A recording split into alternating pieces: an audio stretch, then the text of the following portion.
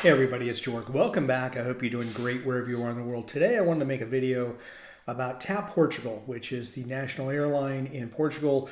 It's probably one of the biggest, probably the biggest in Portugal, although there's some low fare carriers like Ryanair and EasyJet that get a lot of flights in and out of there. But today I want to talk about TAP Portugal because I've made some videos in the past, but I'm going to put up here this editorial piece that was put up by someone who is a foreigner and tried to use TAP, and just in a very good way described all of the issues that go on when you're going to be using TAP Portugal. And I want to let you know, if you're going to be moving to Portugal, it's, like it or not, the airline with most likely the most destinations out of Portugal. So if you're looking from a service area, you're probably going to need to use them at some point to get to certain destinations.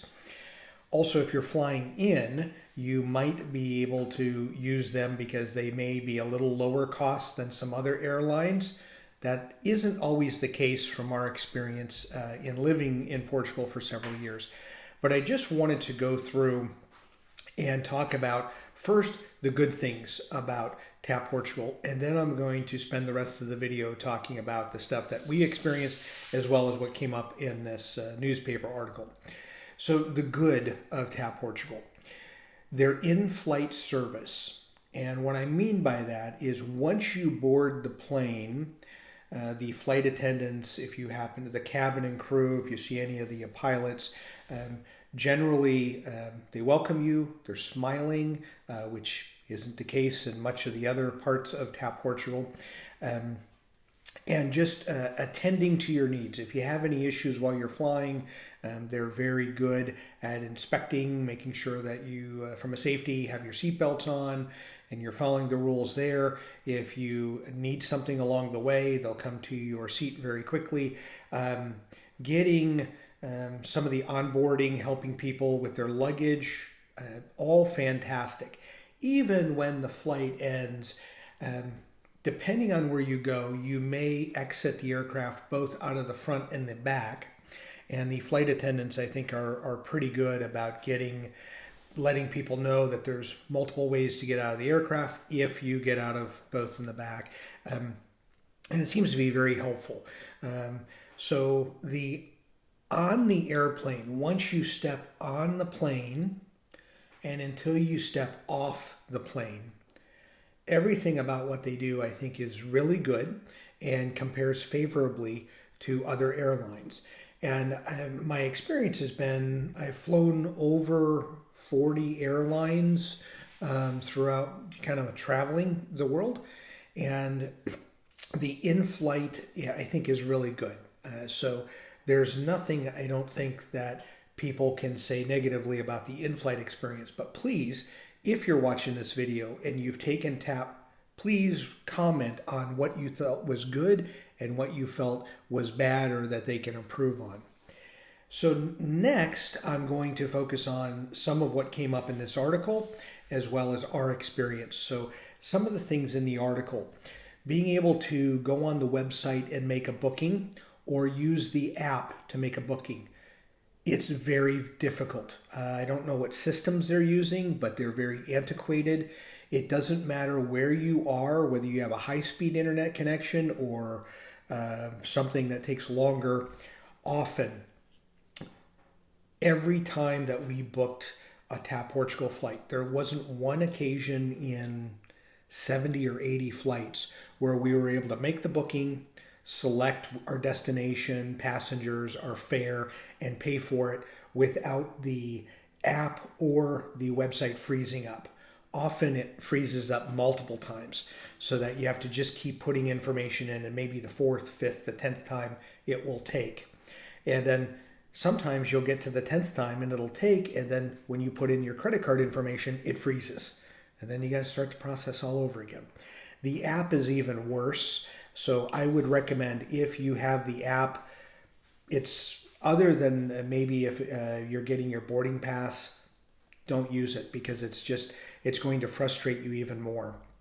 So their infrastructure when it comes to website and app is terrible. and I'm being nice when I'm saying terrible. It's atrocious. Next, and right after that, is their customer service.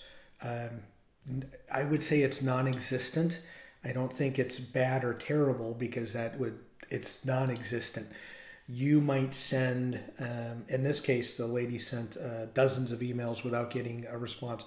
We sent dozens of emails. We even went to the airport on a couple of occasions and went to the TAP Portugal desk, of which for one 8-hour period on a Wednesday, there was no one there, and it wasn't a holiday, and there was no reason for no one to not be there, while we were also on the cell phone waiting to get into the customer service line, which either we got, we'll call you back, which didn't happen, or you were just on hold until you decided to hang up.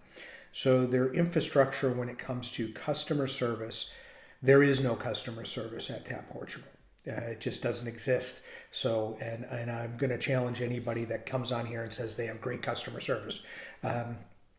Well, that you may be the one person that won the Willy Wonka golden ticket and had one experience. I guess if you have millions of people over the years use you, you're going to probably have one good experience by default.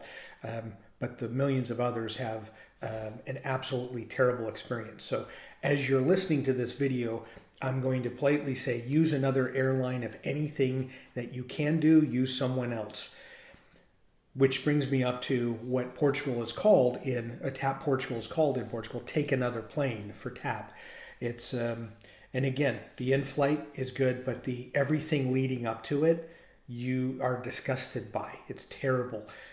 So customer service, don't expect anyone to answer the phone. Don't expect a response to the email. And if you leave dozens of emails, you're still not going to get a response.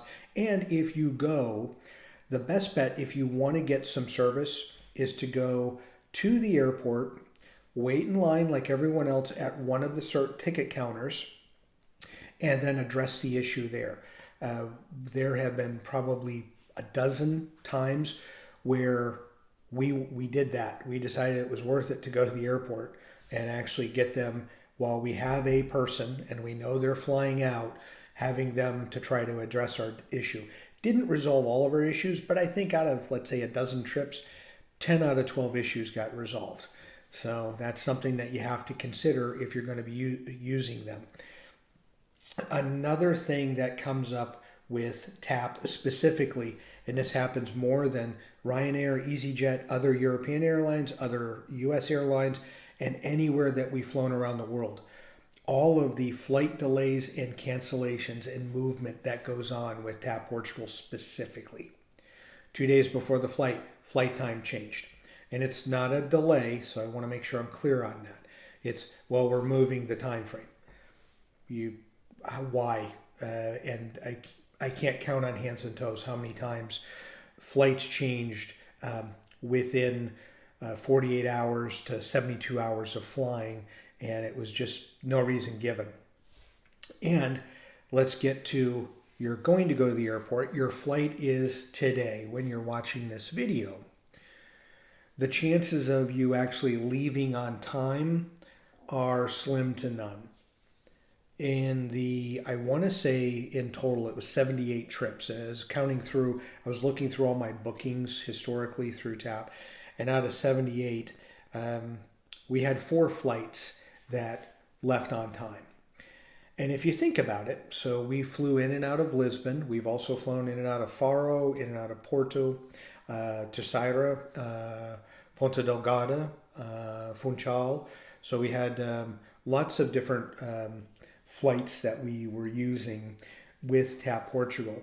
And what's interesting is that 95% of those flights, once you present your boarding pass, you get in a queue, get on a bus takes you to the airplane. You can usually get on the plane either through the front or the back, depending on where, type of aircraft, what's going on. And then you taxi and take off. So it's interesting how often, and when I look online and I see on-time departures, TAP Portugal, I don't know how they fudge the numbers, but they seem to make it look like they have a much better on-time departure than what they do. We had probably 20 flights in a row in late 2022, 2023, and 2024, meaning all the times that we felt like we used TAP because of direct flight or they went into destinations that other places didn't. All of them we waited on the tarmac anywhere from a half hour to 45 minutes. Sometimes an hour. The longest we waited was 90 minutes before we were able to take off. And some of that may be due to traffic, but the difficulty is when you're supposed to take off at a certain time, everything's lined up that you take off at that time. When you don't, and you don't push off till 20 or 30 minutes later from the gate, or when you are on the tarmac and it takes you a half hour longer, then you missed a window. And there's these windows. I've talked to pilots at TAP, and they said there are certain flight windows that you have to be ready in your queue to do things, or else you get pushed back. And depending on where you are and what airport, that can be hours on end. And then lastly, I will say this, and this is the thing that really pisses me off the most, is the baggage policy. We have European bags, and every time, there was not one time pre-pandemic, during the pandemic and at post, where there wasn't a representative going to all groups, kind of A, B, C, or priority, and trying to get everyone to put their bags underneath in the hold and to check bags or to charge them for checking bags. Happened all the time. And we were in the priority, so we were like the fourth and fifth person to board the plane, and they're saying, well, you need to check your bags.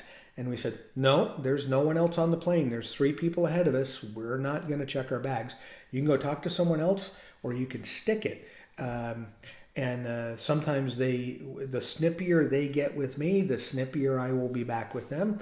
Happy if they want to pull our ticket, but I can't tell you how many times we were not, let's say, in the front of the queue or near the back. We need to check your bags, or you need to pay for that. And then we get on the airplane and there's nothing but open bins above us everywhere, which meaning everyone that got on the plane could have put their bags on the plane as opposed to getting to their destination and having to wait for baggage to come through at whatever kiosk it is, whatever carousel at the airport that you're flying into. It's just not made to be user friendly. It's not made to be kind or even civil to customers. It's an atrocious airline to use, and it's something that if you can at all avoid taking it, take something else. And as much as you may not like Ryanair or EasyJet, I'm picking on those two because those are 2 low-cost airlines in Europe, but Transavia, there are multiple airlines that you can take. You may not get directly to your destination. TAP has the most direct flights, but it may be worth doing a stopover, a layover someplace, and using someone else, because TAP is someone that once you use the airline, you may use it once and feel like, it's not the end of the world. But after using it a couple of times, you're going to feel that way. And those people that live in Portugal don't know any different, so they think that this is how all airlines work. But those of you that are not from there or choose to use other airlines quickly see that everyone it does it more efficiently somehow, but TAP just can't get it right. Again, everything up until getting on the airplane is terrible. And then once you get off the airplane, terrible. But that time you're on the aircraft, it's really good. So I wanted to go through this because as I keep showing this lady's article, and I'm going to put that in the pinned comment in the description for you so that you can read it for yourself. I want to get your feedback. What do you think about TAP Portugal? As you can tell, I'm pretty passionate. We travel often and we use a lot of air carriers to get us from point A to point B. And we have never had as many problems, issues, or just crappy and negative people that we've been around than those that were at TAP Portugal. So what's your experience? I'm curious to hear if you've had good or bad. I've made videos about this in the past, and generally speaking, it's usually mostly negative comments. But I'd like to hear if you've had a good experience at Portugal, or TAP Portugal. I'd really love to hear that because that's a rare thing, my friends. As always, thank you so much for watching and enjoy your travels.